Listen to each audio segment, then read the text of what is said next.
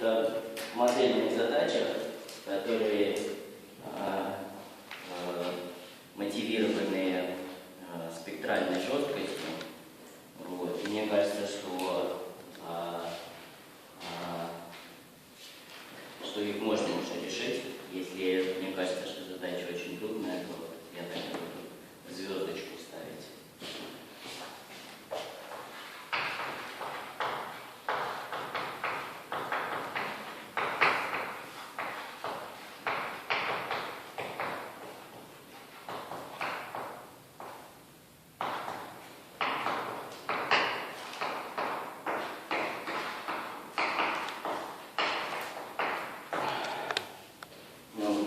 Напомню, что такое у нас постановка задачи. У нас есть выпуклая область.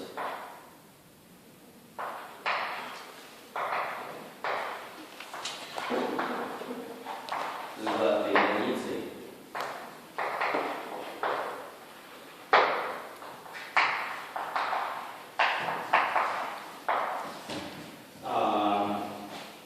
И мы отмечаем тут какую-то точку,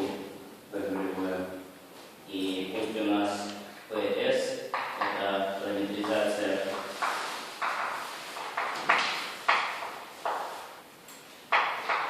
длиной.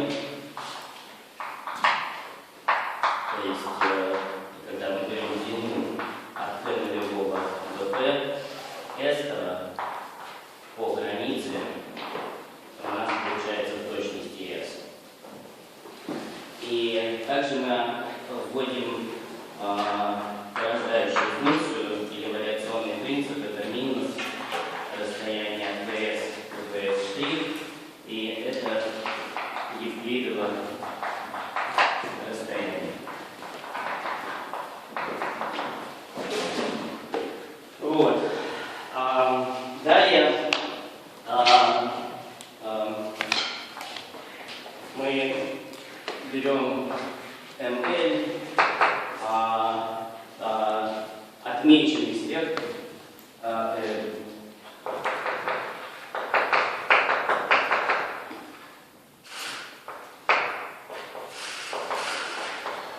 и что такое отмеченный спектр? Это объединение пар, где здесь у нас тип периодической орбиты.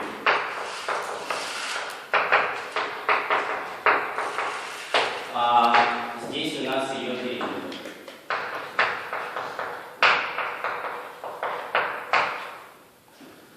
И маркировка состоит в том, что вам даны не просто набор длин, а набор длин вместе с тем, какой траектории это соответствует. И мне хотелось рассмотреть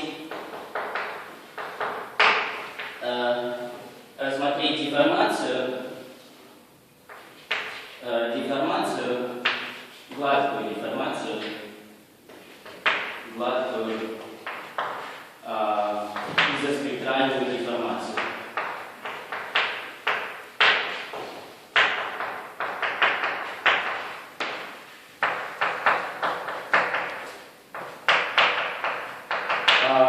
Я напомню, что совсем большая гипотеза в этой области состоит в том, чтобы доказать, что если есть два набора отмеченных спектров, которые совпадают, то тогда в области совпадают.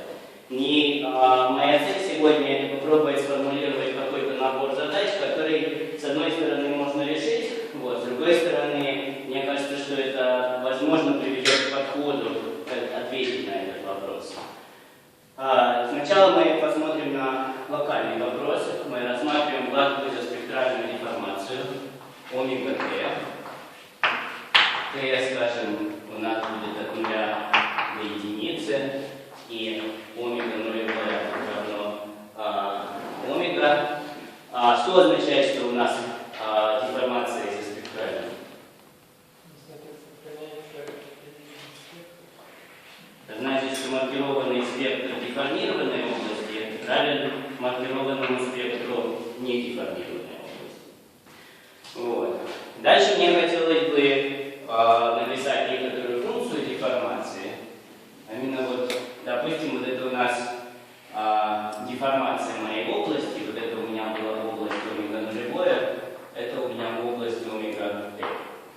И для того, чтобы написать эту деформацию, давайте я просто-напросто рассмотрю поле нормалей к невозмущенной области и просто посмотрю относительно поля нормалей, как же у меня сдвигается эта область. То есть определение будет немножко громоздкое. Вот, мне хотелось бы пусть n от s это единичная нормаль к омега в точке p от s. То есть, скажем, вот это p от s, вот это единичная нормаль n от s. И дальше мне хотелось бы определить функцию, пусть у меня L от t в точке S это равно, я беру, она определяется следующим образом. Я беру n от s плюс p от s, и это у меня принадлежит к омега t. То есть я просто-напросто смотрю, на какое расстояние мне нужно сдвинуться вдоль нормали из точки P от S для того, чтобы попасть на деформированную область. Это у меня деформированная область. И я смотрю, куда мне нужно сдвинуться для того, чтобы попасть на деформированную область, после чего я беру предел LT от S делить на T при T стремящемся к нулю. Понятно? То есть я просто-напросто смотрю в направлении нормали, как у меня деформируется, в каком направлении у меня деформируется область. Вот. И далее мне хотелось бы рассмотреть f от t, это бильярдные отображения, бильярдное отображение в омега t. И h от t это вариационные принципы.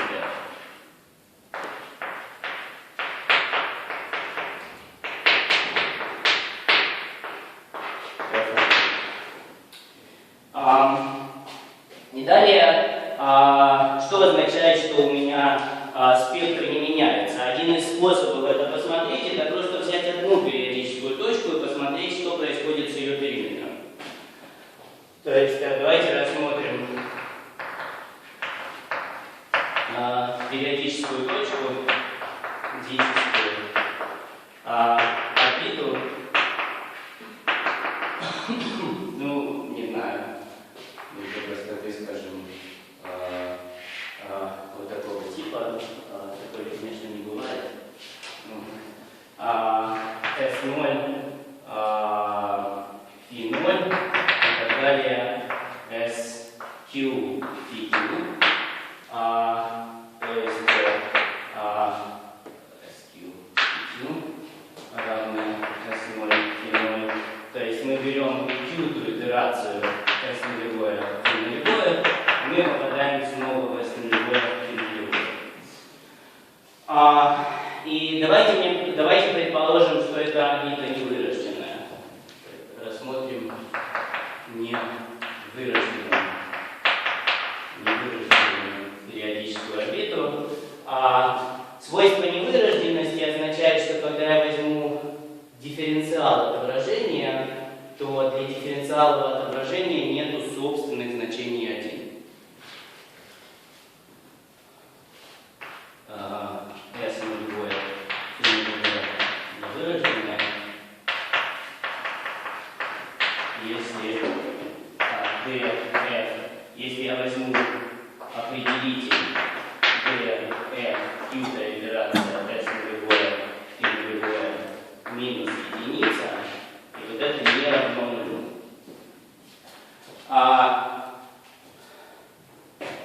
Например, из этого свойства следует, что если я возьму маленькую деформацию моего отображения, то периодическая точка не исчезнет.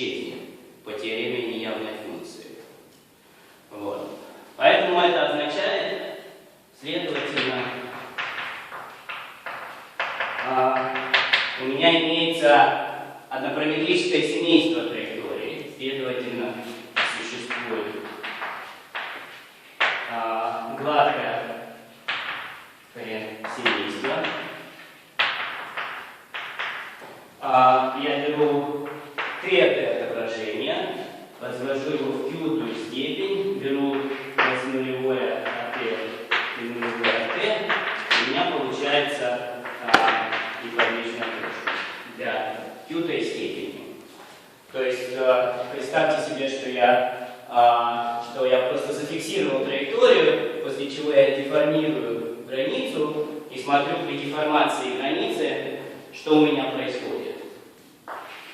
Ну, так вот, оказывается, что если посмотреть, насколько инфинитизимально меняется наша орбита, то верна следующая лемма. И это на самом деле очень важно, потому что я собираюсь рассказывать. То есть если мы берем вот такую сумму, чему вот эта сумма равна геометрически? Периметру. Дальше я дифференцирую периметр по параметру, и производная периметра по параметру равна вот такой вот сумме. Что означает, что у меня изоспектральная деформация? Это означает, что эта сумма 0.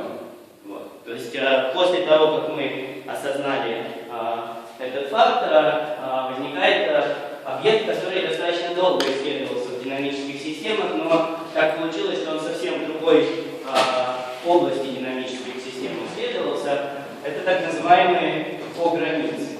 То есть у нас получается, что для того, чтобы была изоспектральная деформация, вообще для любой периодической орбиты вот эта сумма должна быть равна нулю.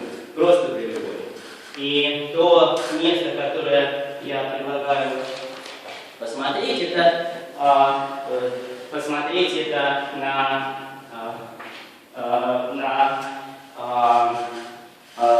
модельные примеры подковы. Давайте нам определение. Функция. Можно я перейду переменным, ну пусть будет SI. Функция x называется по-границей,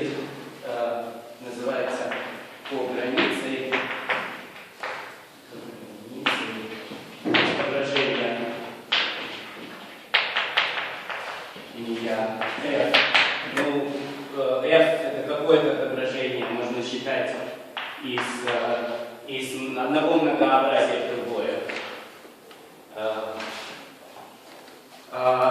Если для любой периодической точки орбиты f, k, x нулевое, y нулевое равно x катому, y катому, и xq, yq равно x нулевое, y нулевое, что у нас должно быть выполнено?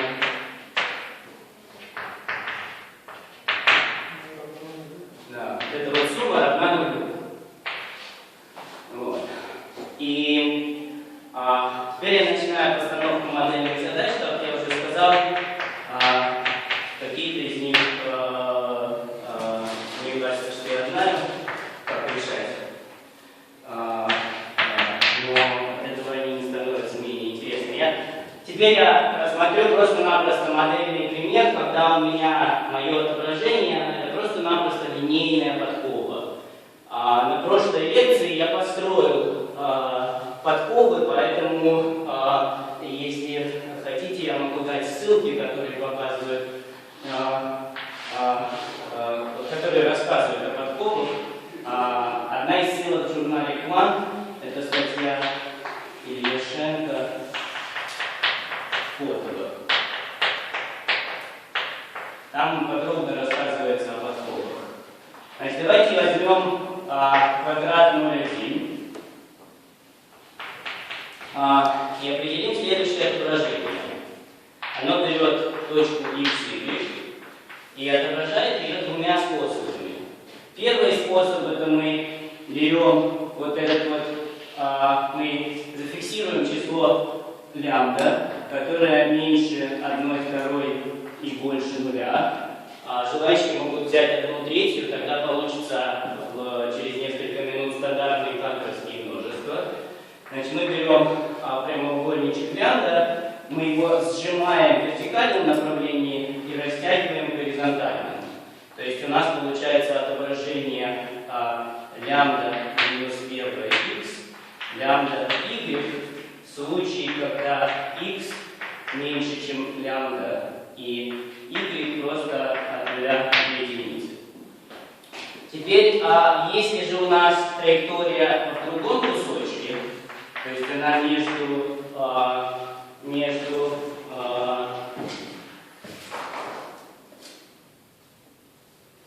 если же она находится между лямбдой и единицей, то мы делаем то же самое относительно этой точки. У нас будет две неподвижные точки.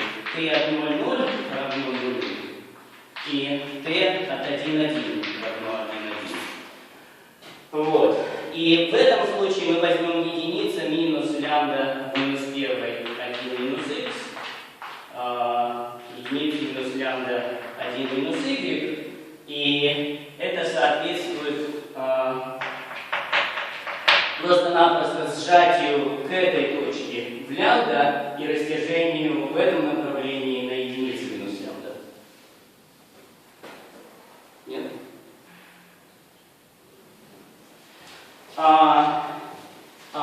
Давайте посмотрим, давайте я напомню, что такое канторовское множество, просто мне для обозначения это нужно, c лямбда. Канторовское множество c лямбда — это пересечение, счетное пересечение множишь c лямбда, и тогда то, что мы делаем, мы берем отрезок 0,1, выбрасываем из него то, что посередине, и если лямбда равно 1/3, мы просто выбрасываем в точности нижнюю серединку, это будет c1 лямбда, потом мы возьмем один интервальчик справа и сделаем с ним то же самое. Здесь у нас будет лямбда в квадрате, тут лямбда на единицу минус лямбда, и то же самое сделаем здесь. Здесь у нас будет 1 минус лямбда в квадрате, единица минус лямбда, единица минус лямбда плюс лямбда в квадрате. Это будет c лямбда 2. Значит, упражнение состоит в том, чтобы доказать, что когда мы берем пересечение, пусть у меня p это единичный квадрат, и у меня за пределами единичного квадрата отображение не определено. Поэтому я хочу взять пересечение по всем итерациям единичного квадрата. Для тех, кто знает, тогда не говорите, что должно получиться в пересечении. Смотрите, когда у нас отображение после первой итерации, какие траектории остались внутри квадрата? Который c1 лямбда. Который c1 лямбда. Да, после первой итерации вот эта серединка вылетела, да, то есть. А если мы в обратную сторону проитерируем, то вот эта серединка вылетела. Вот. И поэтому по всем пересечениям получится c лямбда умножить на c лямбда. Когда мы итерируем вперед, у нас вылетают вертикальные штучки, и когда итерируем назад, вылетают горизонтальные. Вот. И это такая очень хорошая модель для исследования хаоса в динамических системах, называется подкова Снейла. Оказывается, все траектории можно закодировать сдвигом Бернулли, но причина, которая почему мне это интересно, я хочу изучать по границу этой системы. И упражнения, опять же, некоторые могут знать, это просто построить по границу.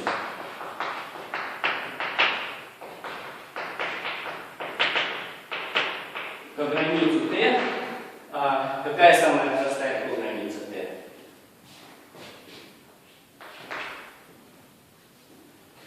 Это функция, которая тождественно равна нулю. Вот построить ту, которая не равна нулю. На самом деле, может, кто-то из вас быстро догадается, но, в общем, это, по-моему, не очевидно. Но теперь перейдем к более интересной задаче. И, как я уже сказал, я считаю, что ее уже можно решить. Задача состоит в следующем. Смотрите, когда у нас мы шевелим бильярд, то мы шевелим бильярд не функцией Теперь, например, произведение функций от одного переменного. А функции от одного произведения функций от одного переменного их намного меньше, чем функции двух переменных. Значит, первая разминочная задача, ну, по-моему, она все-таки не очень простая, но это хорошее упражнение, это не сверхъестественная задача. Давайте предположим, что у нас кограница — это функция от одного переменного. Вот. И сразу скажу, что если бы это была функция от x, то такие кограницы существуют. Если бы это была только функция от y, то такие кограницы существуют. И поэтому мне нужно смотреть функцию, которая зависит от какой-то смеси. Почему функция от x существует, когда функция зависит только от x, у нас по сути получается отображение отрезков себя. Вот. Так вот, если это функция от одной переменной, то f соответственно равно нулю. Что это означает в терминах нашей изоспектральной задачи? Если бы мы на секунду предположили, что эта сумма — это функция от одного переменного, и из того факта, что эта функция кограница, следует, что эта функция равна нулю, это означает, что никаких нетривиальных деформаций не существует. Понятно? Для того, чтобы деформация была изоспектральной, сумма должна быть 0. Если из того, что сумма 0 и имеет вот такой вот вид, следует, что сама функция 0, то нет просто никаких нетривиальных деформаций. Нет? Вот. Это как бы очень важное замечание, потому что сейчас будут как бы задачи про как себя ведет кограница. Вот. На самом деле есть более общее утверждение. Если у нас функция зависит от ax плюс by, и a и b, a умножить на b не равно нулю, то тогда все равно f соответственно равно нулю. И тут, как бы, с одной стороны, это хорошее упражнение, с другой стороны, это в точности в духе изоспектральной деформации. Вот. Теперь мне хотелось бы сформулировать некую обратную задачу. Как я уже говорил, есть очень много прямых задач. Вам задан бильярд, посчитайте спектр оператора Лапласа. Или вам задан бильярд выпуклой области, посчитайте спектр длин. Обратные задачи — это когда вам дается информация с другой стороны. Задан набор собственных значений, определить, какая область. Или задан набор спектров длин, определить, какая область. И следующие несколько замечаний и задача будут говорить о модельной задаче, как решить задачу в обратную сторону. Дан спектр длин, маркированный спектр длин, и как восстановить поэтому динамическую систему. Замечание о границах.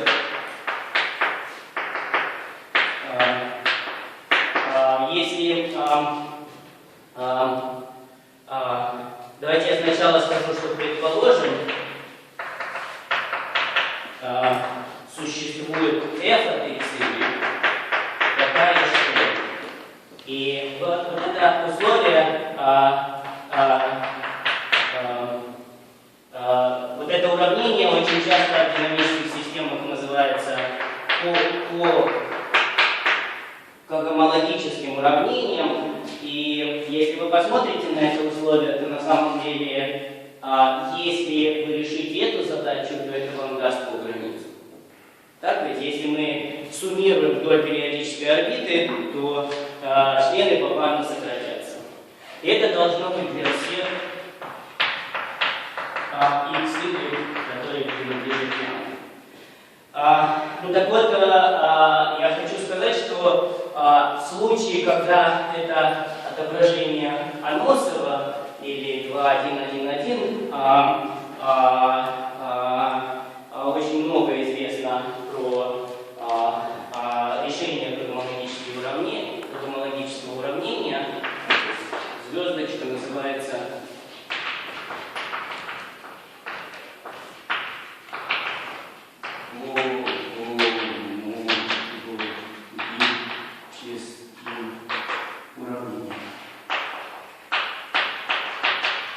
оно возникает в совсем разных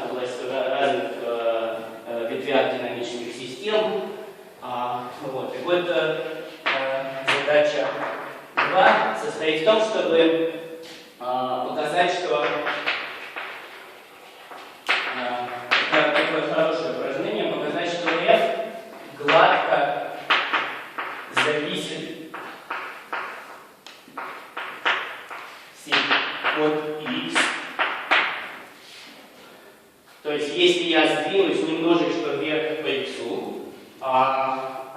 и от y. И в этот момент мне нужно все-таки сделать какие-то замечания. Где у нас функция маленькая t определена?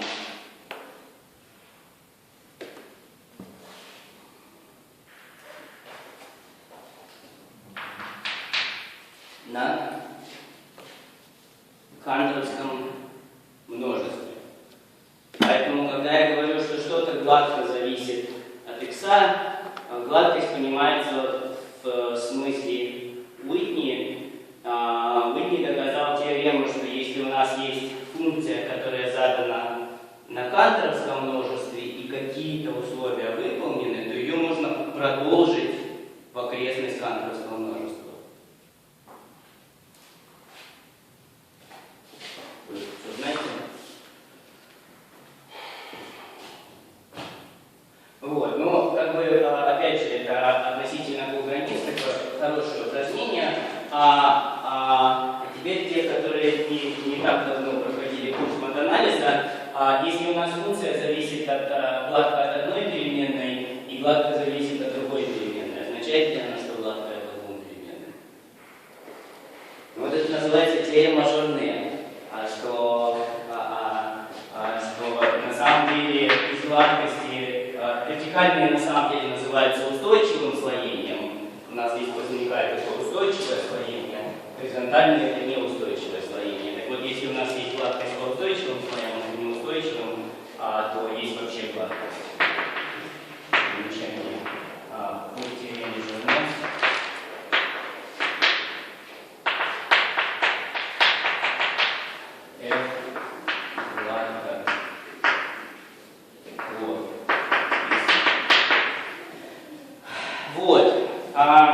Теперь, если вот эта задача упражнения, то вот эта задача совсем интересная. Давайте предположим, что нам задано вот это отображение и задан спектр длин этого отображения. Тогда в чем наша обратная спектральная задача состоит?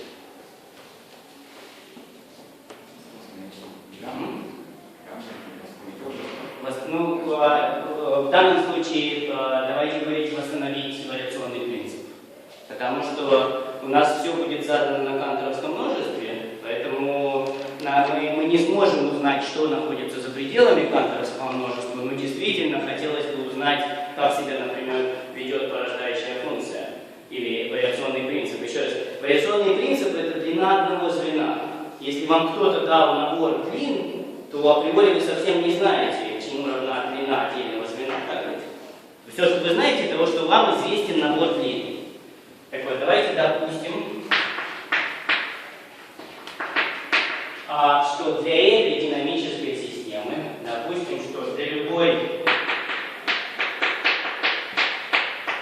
периодической траектории,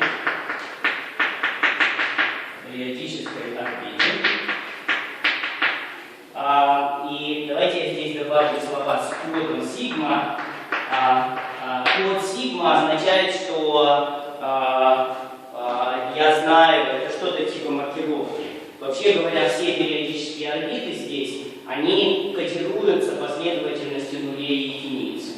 И на самом деле, если у меня периодическая траектория периода n, то мне нужно просто-напросто взять набор длины n из нулей и единиц, и тогда я знаю, что есть в точности одна периодическая точка с таким свойством. Так, давайте допустим, что для любой периодической орбиты известен ее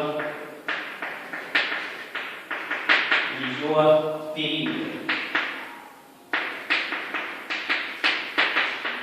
Задача состоит в том, чтобы можно ли восстановить H.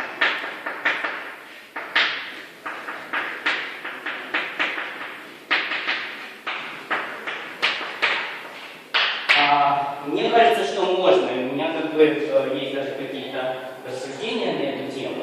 Вот. Но это такой простой вариант обратной спектральной задачи, когда нам дана информация о спектре, и мы хотим получить информацию о динамической системе. Когда нам дана информация о спектре, мы вообще, у нас никакой информации о динамике нет, за исключением того, сколько у нас периодических орбит и какой они длины. То есть про это, наверное, можно думать, что если у вас есть какое-то подобие скелета динамики, и вы по подобию скелета динамики хотите восстановить саму динамику. Так, это понятно, что такое H? Это просто длина отрезка H от S', это в каком-то смысле длина PS минус PS'.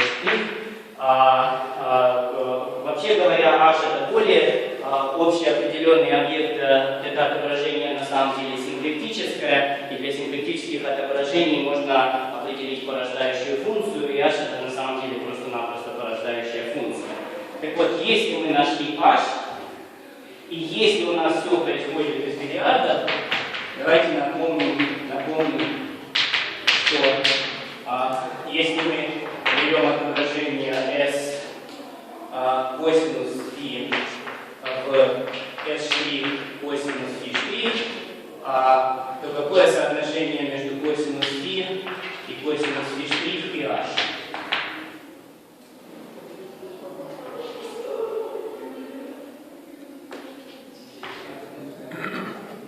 Ясно, D по минус D.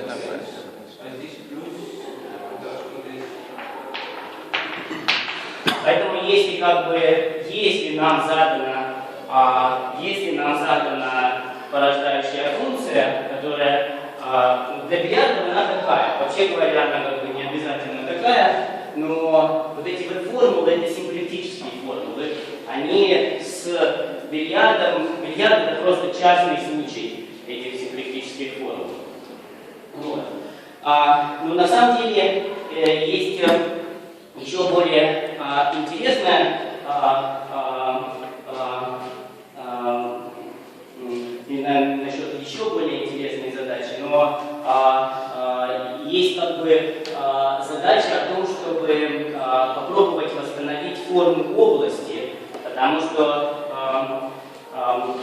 можно также сформулировать эту задачу не как часть модельной задачи, а как часть бильярдной задачи. И если вот эта задача очень хорошее упражнение, то следующее может быть сложным.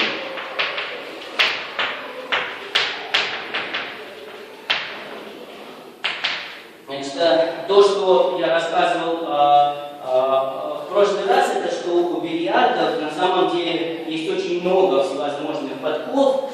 Много всевозможных подков означает, что есть много инвариантных множеств, где динамика выглядит очень похожим образом, как в этом модельном случае. Так вот, давайте я сначала расскажу о координатах Якоби.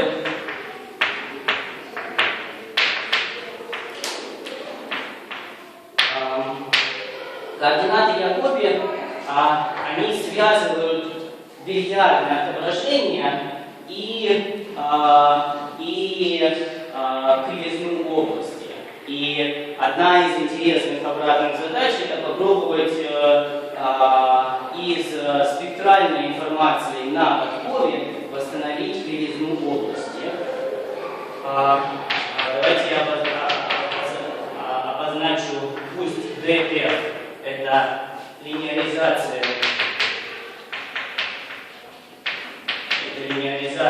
бильярдного отображения.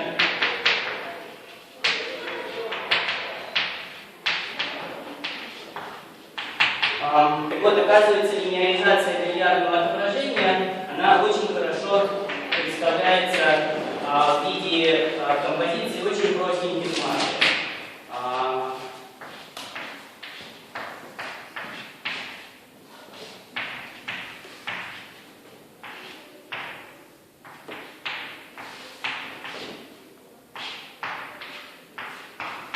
Значит, что же у нас здесь написано? Вот у нас есть точка с координатами S и угол φ. Мы ударяемся в точку с координатами f' и угол f'. Тогда оказывается, что бильярдное отображение, оно имеет такой вид. Соответственно, синус φ и синус φ' это синус φ это начальный угол. Что там средней матрицы вот во второй строчке первой? Это минус? Вот это L. Здесь вот. Начальный угол. Фи' это конечный угол.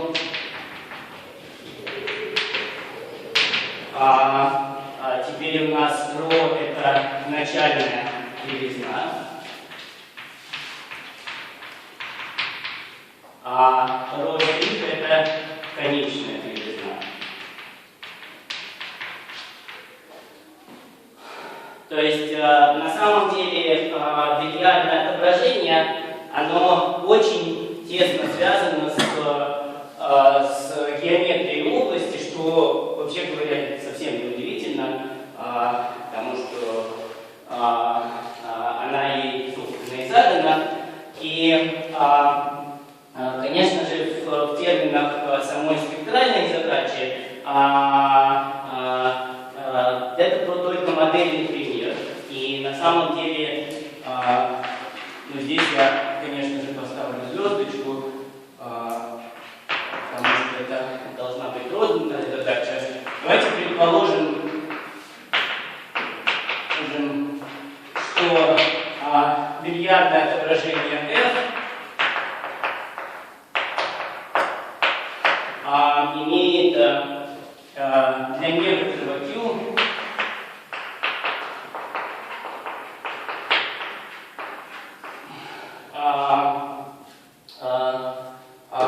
F имеет инвариантное множество,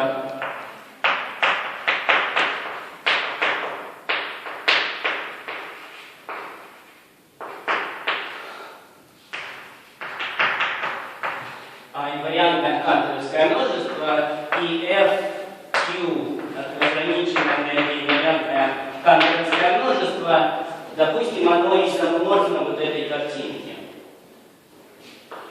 Или гомеоморфно.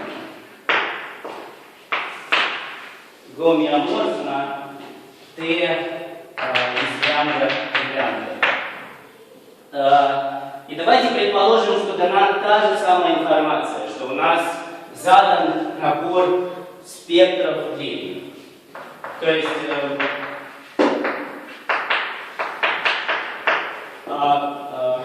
мне кажется, что это сложнее, чем эта задача, но есть вполне разумный шанс справиться. Предположим, что для каждой периодической орбиты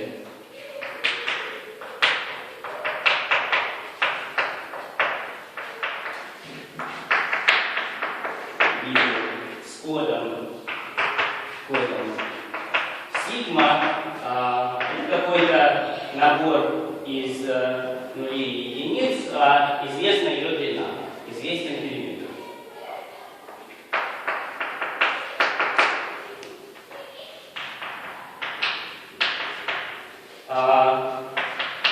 Можно ли восстановить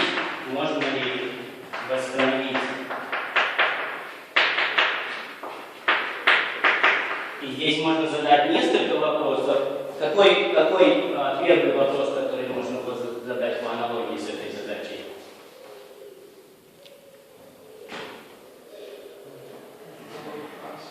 Да, можно ли восстановить h от SS'? Какой на проекции? Лямбда. Какой следующий вопрос?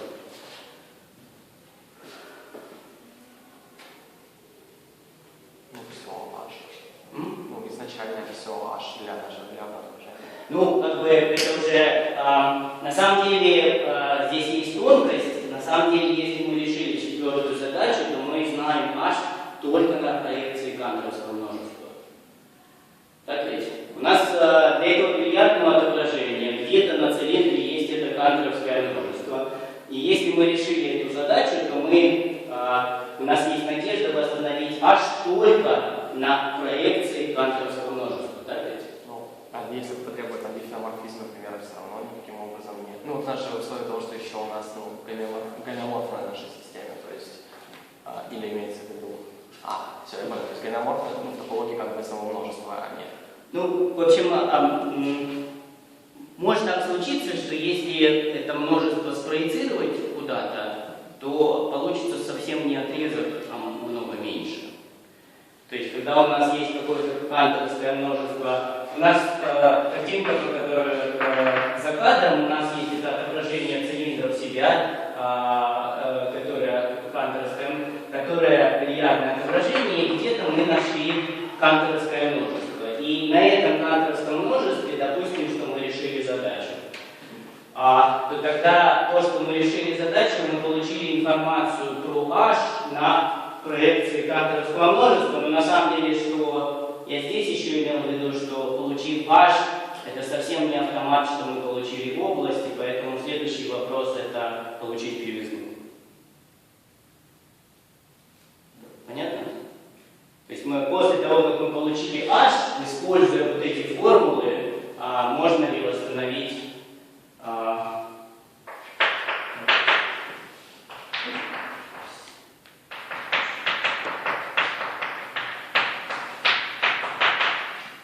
как насчет кривизны ρ на проекции.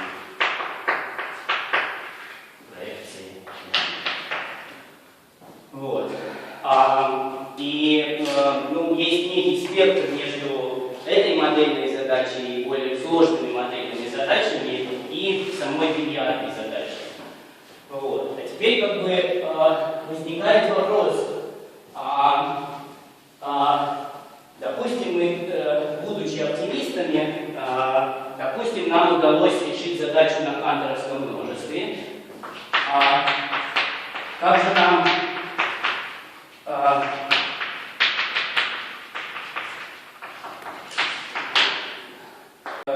вообще говоря, проекции канторовских множеств, они также могут быть канторовскими множествами. Давайте я сначала рассмотрю следующую пример. Давайте возьмем, которые, может, помнят олимпиадную математику, быстро мне дадут ответ. Давайте возьмем множество c1 третья умножить на c1 третья. Это просто-напросто стандартные канторовские множества. И давайте я рассмотрю, назову это лямбда 3, и давайте рассмотрим проекцию лямбда, ортогональную проекцию лямбда.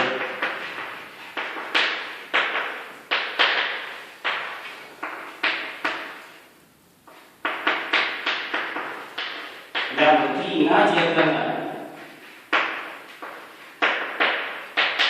Вы берете диагональ и берете проекцию на диагональ. То есть, помнят, что получается? Диагональ. Вся диагональ. Да, получается вся диагональ, действительно. И от лямбда 3 получается отрезок от нуля до корень 2. Ну а что же произойдет, если я возьму, скажем, c от 1, лямбда от 1, 4, лямбда 4? Лямбда 4 это значит, что я здесь оставляю не по 1 третьей, а по 1 четвертой.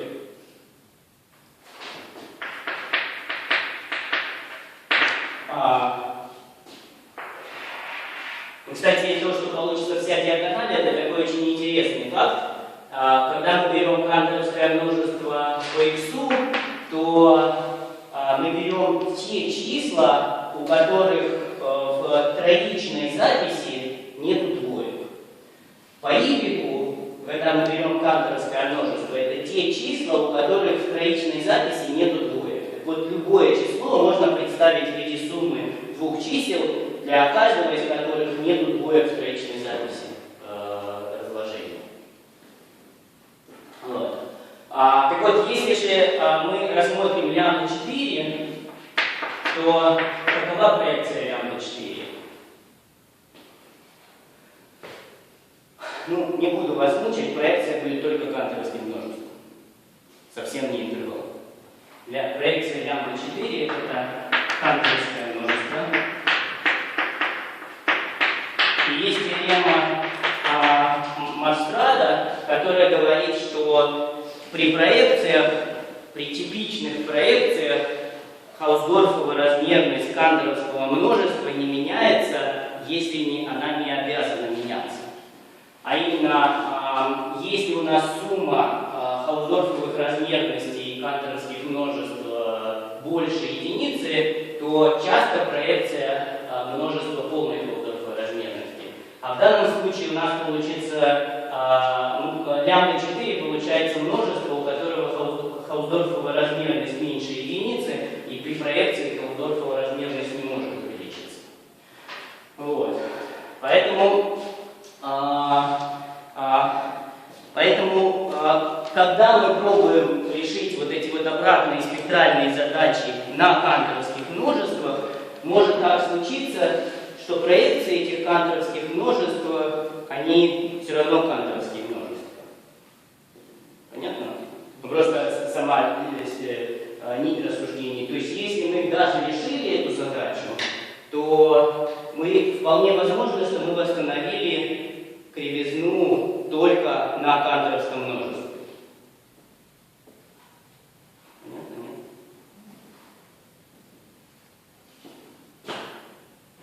Так вот, оказывается, что в бильярдных отображениях есть толстые канторовские множества или густые канторовские множества. То есть, оказывается, для бильярдных отображений, используя недавние результаты Дуарте и Городецкого, можно построить канторовские множества, у которых хаусдорфовая размерность сколь угодно близко к 2. И если мы построим множество, у которых хаусдорфовая размерность сколь угодно близко к 2, то тогда его проекция на границу, скорее всего, будет содержать интервал. А может быть и размерность 2, нет? 2, может быть, нет? Что? У канторовского множества Хаусдорфова размерность. Может быть, но тогда будет счетное объединение канторовских множеств. Может. Будет счетное объединение канторовских множеств, у которых Хаусдорфова размерность будет стремиться к 2. И в случае бильярдов тоже? И в случае бильярдов тоже. Там множество самоподобные. То же самое будет. В точности то же самое. Мне кажется, что тут немножечко люди потерялись.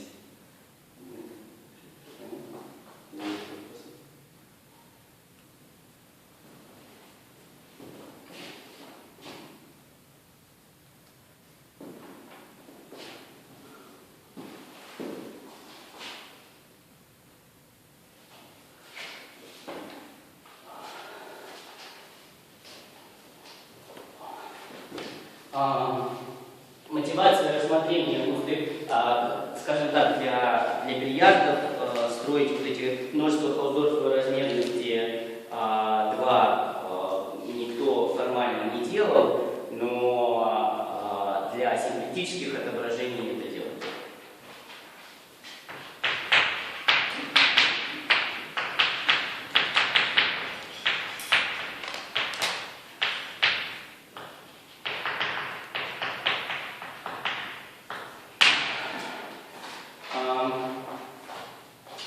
То есть оказывается, что для типичных отображений есть,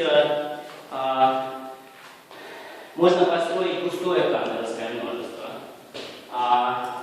Вот, например, в терминах единицы на лямбда,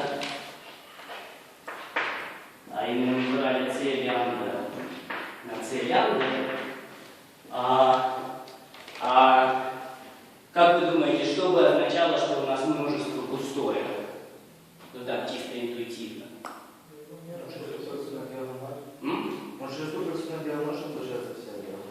Ну, это достаточно пустое.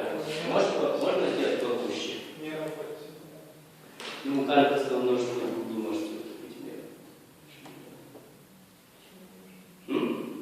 Ну, Если лямбда менять. Динамического кантовского множества.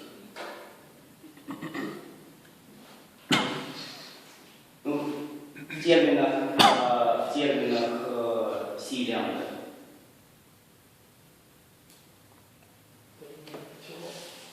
Лямбда.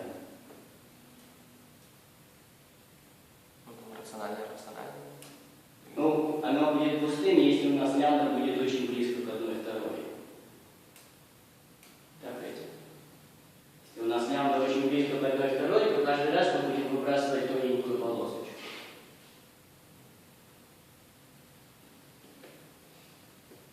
Понятно? Нет? Если лямбда была бы в точности равна одной второй, то тогда мы вообще бы ничего не выбрасывали. Если мы берем лямбда близкое к одной второй, но поменьше, то мы выбрасываем тоненькие полосочки. Но как объяснить динамической системе, что мы хотим именно вот такое вот кантовское множество, то это, это сложная задача. И в консервативном случае ее удалось решить. То есть, под словами «пустые кантовские множества» можно думать, что я строю кантовские множества холодовской размерности очень близкой к двойке, но на самом деле это более деликатная штука, потому что важно еще не только какая холодовская размерность, но важно еще где выбрасывать интервальчик.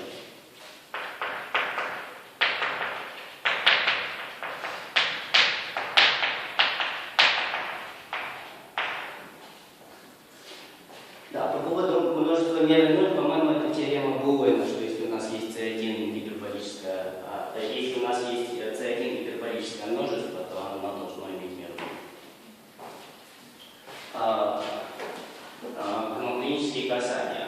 Давайте предположим, что у нас имеется следующая картинка. Вот у нас есть седло, очень похоже, как я вот здесь вот нарисовал, и у него есть инвариантное многообразие. То есть пусть f это сохраняющая площадь положения,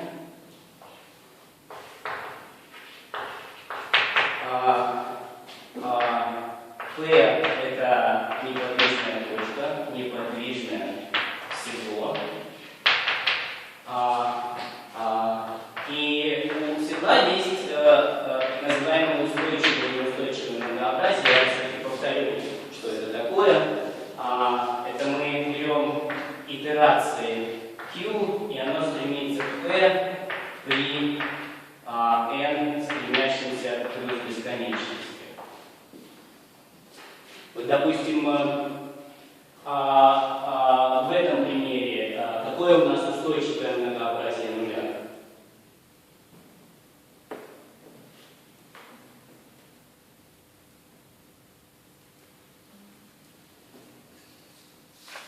Что у нас отображение делает в вертикальном направлении?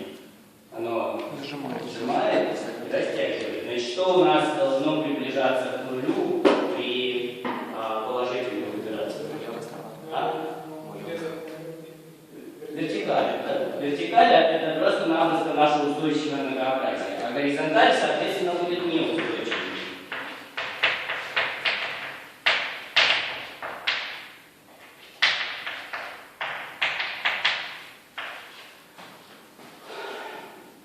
Так вот, как бы локально вот эти вот вещи являются многообразиями. Но если мы возьмем прообраз устойчивого многообразия, то что у нас получится?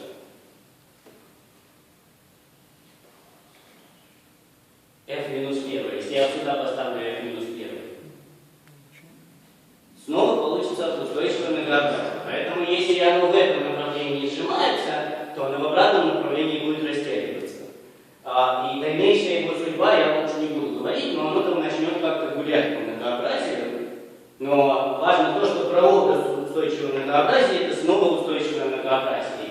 которую я нарисовал, это вот это окошко, которое вы видите, а это когда я его начал утрировать назад.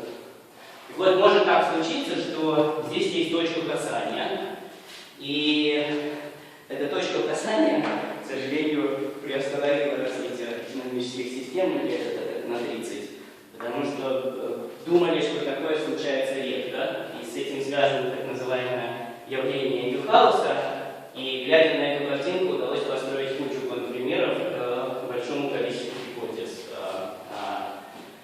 Так вот, если эту картинку пошевелить, ключевые слова, связанные с этой картинкой, это явление Мюнхгауза. Если хотите, есть очень хорошая книжка Валлиса и Такинса, где они изучают это явление. Давайте теперь я сделаю следующую вещь. Давайте я рассмотрю f-эпсилон. И f-эпсилон означает, что я просто-напросто искусственным образом поднимаю вот этот вот хвостик вверх или вниз. То есть можно сделать гладкие деформации и получить... Так вот, оказывается, что если у вас есть микроскопик, то просто из этой картинки после перенормировки получается очень конкретное отображение. Теорема следующая. Давайте возьмем прямоугольник NN, и это, скажем, минус 10, 10 в квадрате, то есть это у нас прямоугольник на плоскости. Тогда для любого теорема, для любого существует последовательность эпсилон n, стремящаяся к нулю, такая, что существует эпсилон n, стремящаяся к нулю, и n это прямоугольничек,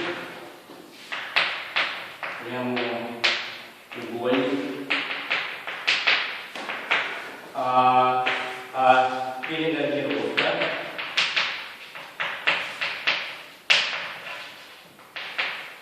и n, которая берет π и загоняет в n, такая, что если мы возьмем πn минус 1, возьмем f эпсилон n итерация, πn, давайте попробуем догадаться отображение чего во что будет. Я все-таки хочу вот так.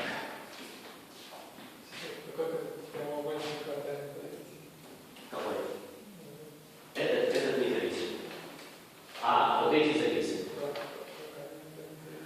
Ну, это какие-то такие прямоугольнички, которые становятся все меньше и меньше и сходятся в точке касания. Давайте сначала поймем отображение чего всегда получается. Большого прямоугольника, на самом деле, я немножко обманываю, потому что нельзя получить отображение в π, можно получить отображение в R2, которое содержится в π. Так вот это вот отображение, оно сходится к следующему отображению.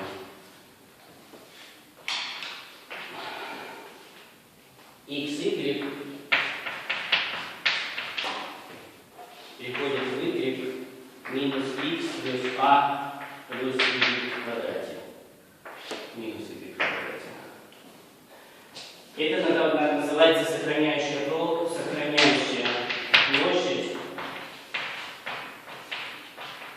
отображения минус.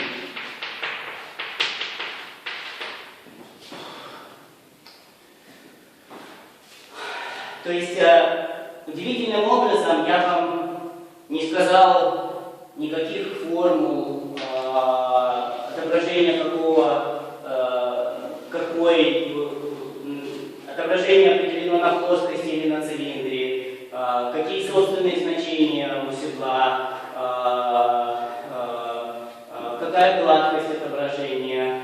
Здесь должно быть, по крайней мере, свойства, оно аналитическое. После перенумеровки получается одно и то же отображение. Ну, сначала понятна ли формулировка?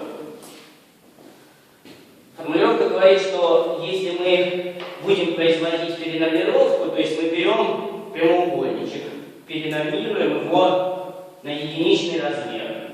После этого применяем к этому прямоугольничку, берем прямоугольничек размера 1, кладем его в очень тоненький.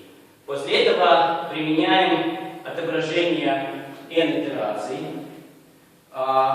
И после отображения n итераций, если хорошо подобрать этот прямоугольничек, то после обратной перенумеровки получается что-то, что не зависит от n, и не зависит от f, и не зависит от p. Получается некий универсальный объект. Можете еще раз объясните, как связан прямоугольник с смотрителями? Мы берем fn, мы берем на прямоугольнике. Потому что когда мы взяли φ, это означает, что мы взяли точку в p, отправили в pn. Так ведь? Это означает, что мы взяли точку здесь.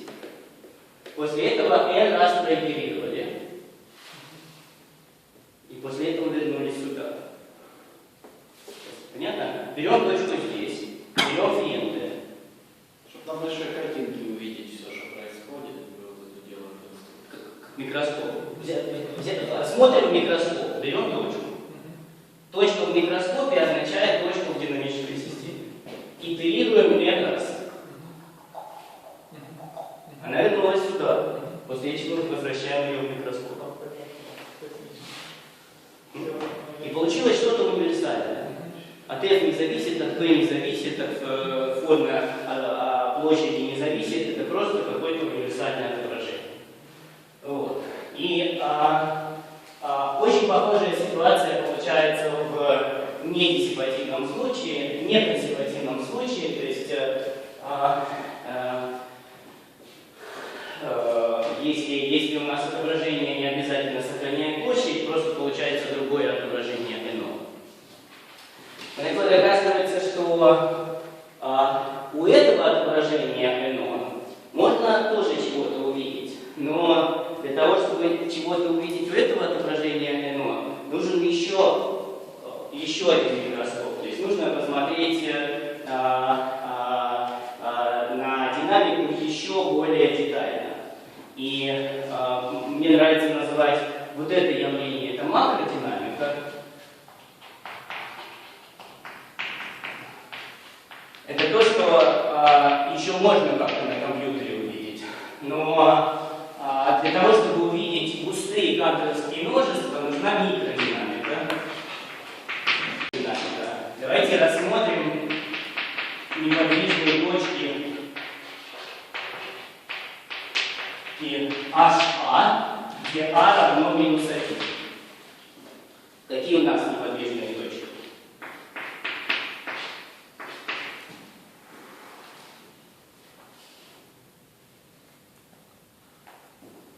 Значит, у нас x и y должно равняться... Чему должно равняться? Минус 1. Минус 1, минус 1. Точно. Поэтому y равна минус 1. Точка минус 1, она неподвижна.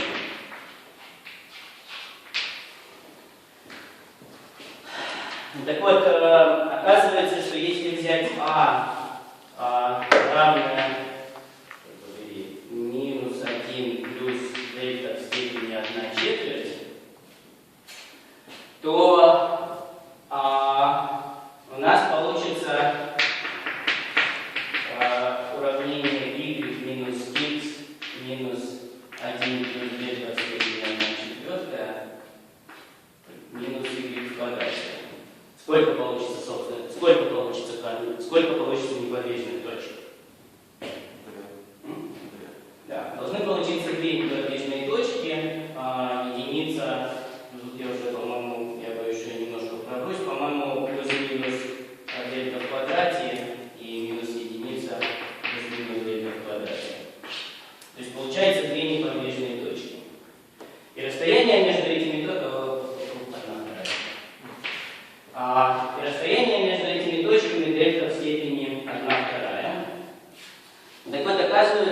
что и это все вот в этом вот квадрате.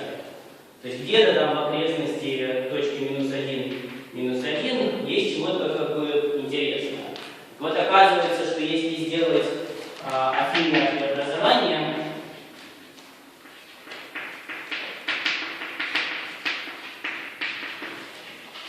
то получится следующее отображение UV.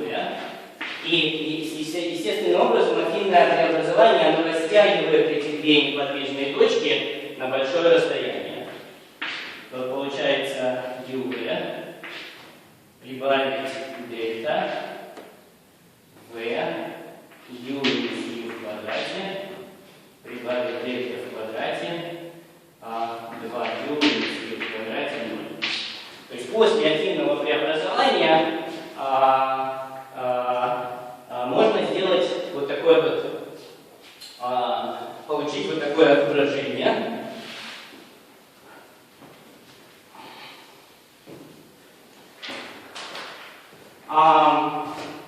На какое дифференциальное уравнение это отображение похоже?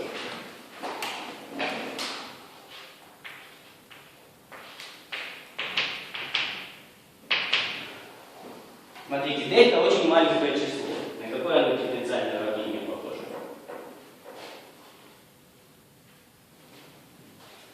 Ну, смотрите, мы сдвинулись на маленькое дельта. В каком направлении? U с точкой равно V, и V с точкой равно U минус U в квадрате. Вообще говоря, это Гамильтоново уравнение, это dV от V в квадрате пополам минус du V в квадрате пополам. Тут, чтобы не ошибиться, что нам нужно? Нужно взять минус u в квадрате плюс u в кубе на. Так что не набрал.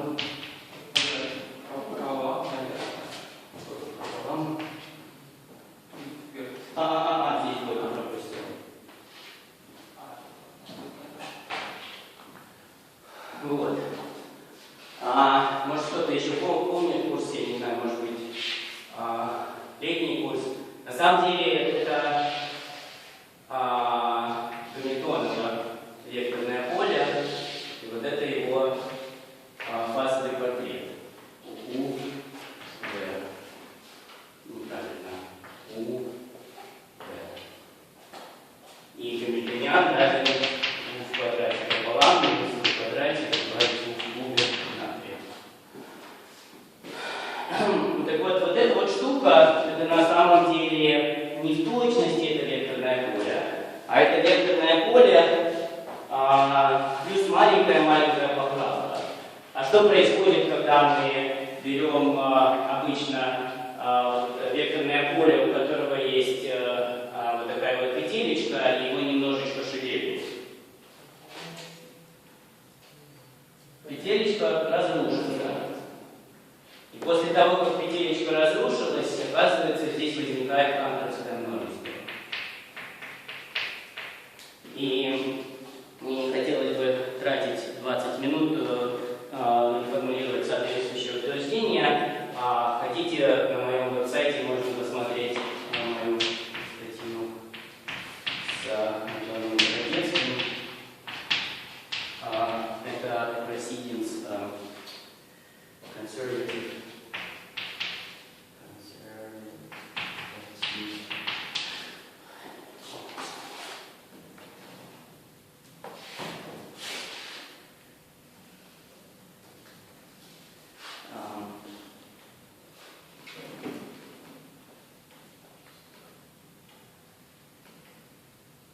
Conservative homogenic equations.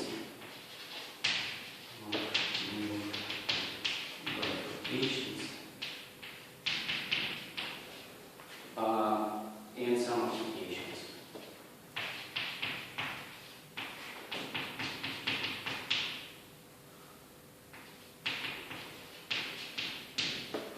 То есть в общих чертах утверждение говорит, что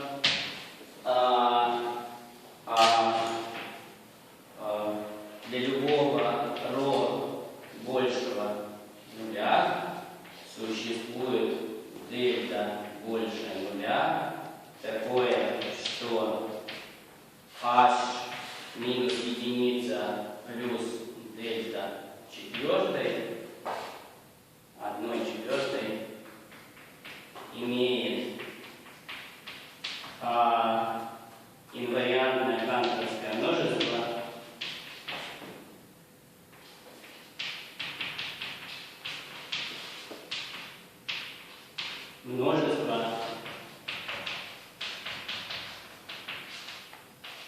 Хаусдорфовой размерности больше, чем 2 минус 100. Опять же, полная формулировка, наверное, займет вот эту доску, потому что на самом деле это не в точности подкова на двух символах, это инициированная подкова, мне нужно также говорить о каких-то вероятностях, но в первом приближении можно думать, что то, что мы здесь находим, это вот эту картинку. Вот. И как бы, ну, если уж действительно на всех предыдущих стадиях удастся сделать,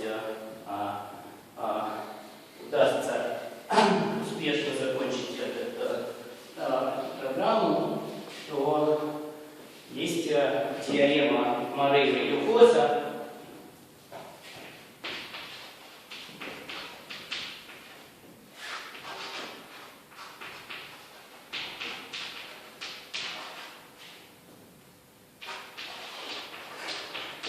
Как Юхоз по-русски написать? Так нормально?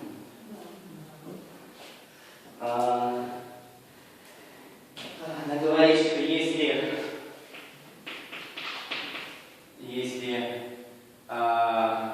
C1, C2 это хорошие канторские множества,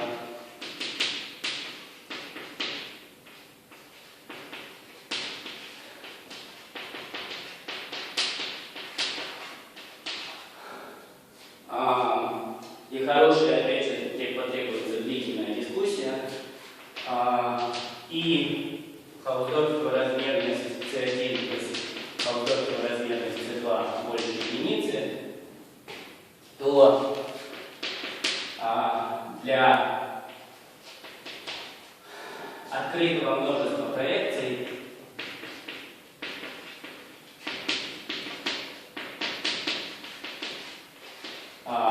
проекции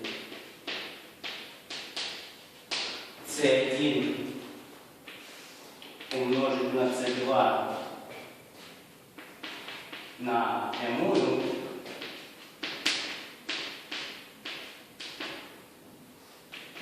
если мы возьмем π от C1 умножить на C2, содержит интервал.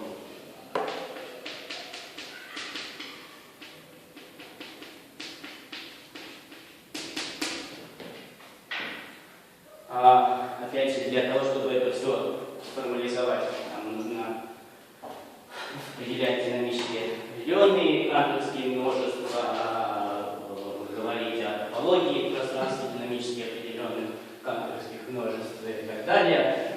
Но причина, по которой я это формулирую, что, если вы помните, у нас первый шаг нашей конструкции был, что давайте предположим, что у нас есть канторское множество, и на канторском множестве нам задан спектр длин.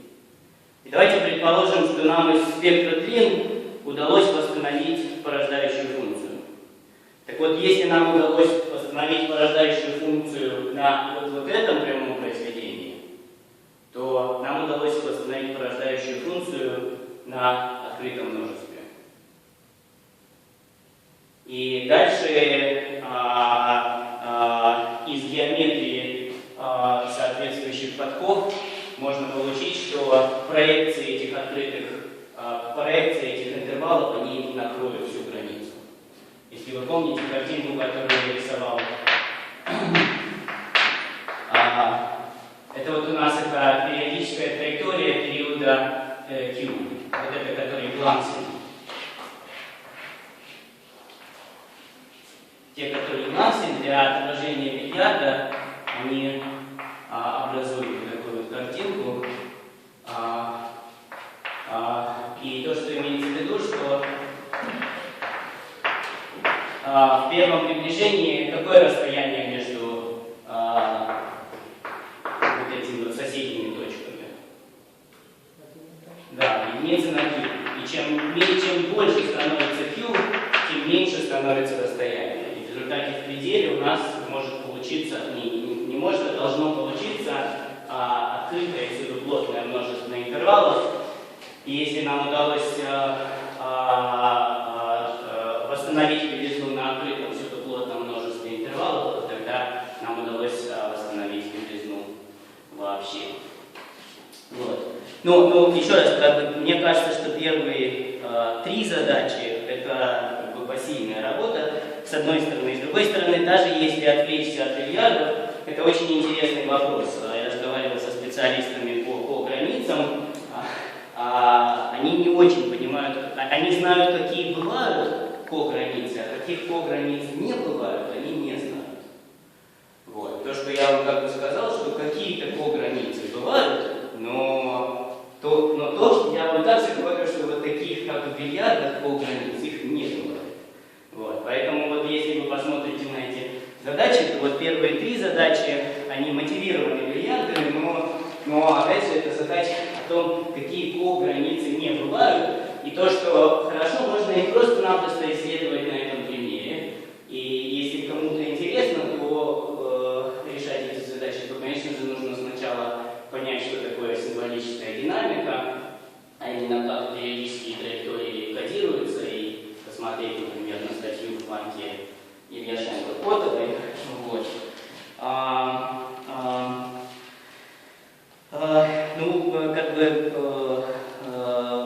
Я не знаю, я с удовольствием могу ответить вопросы по e-mail, если они будут возникать.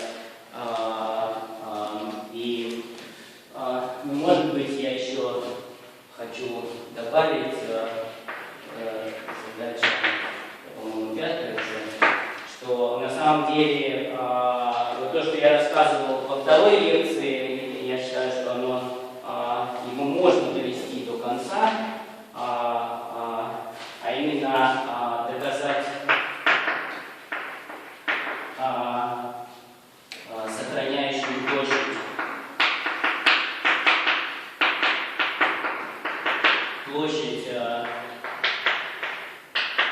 версии теоремы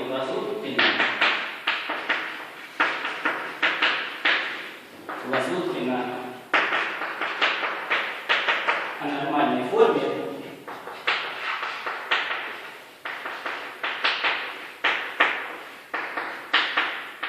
и вывести теорему о магнезии Роуза.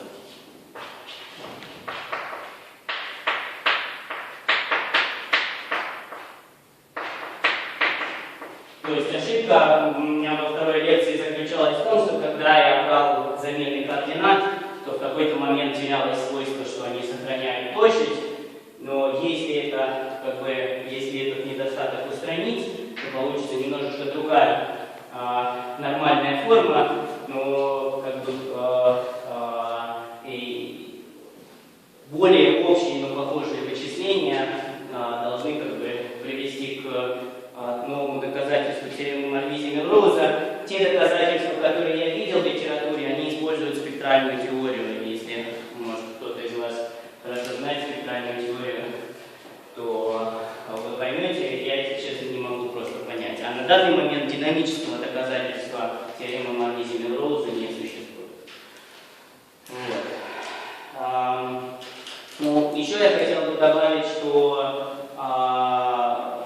в августе будет школа по динамическим системам, и вот уже начали какие-то заявки поступать. Если вам интересно попробовать туда попасть, то вы там старайтесь заранее это делать, и, соответственно, если вы что-то почитаете по динамическим системам, то это увеличит ваши шансы туда попасть. Вот. Ну, сейчас, может,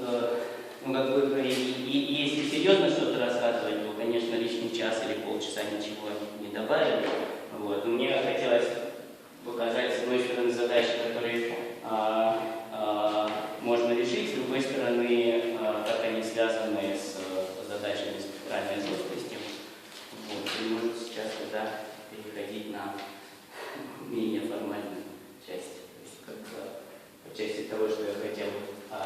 Ну, конечно, я хотел бы больше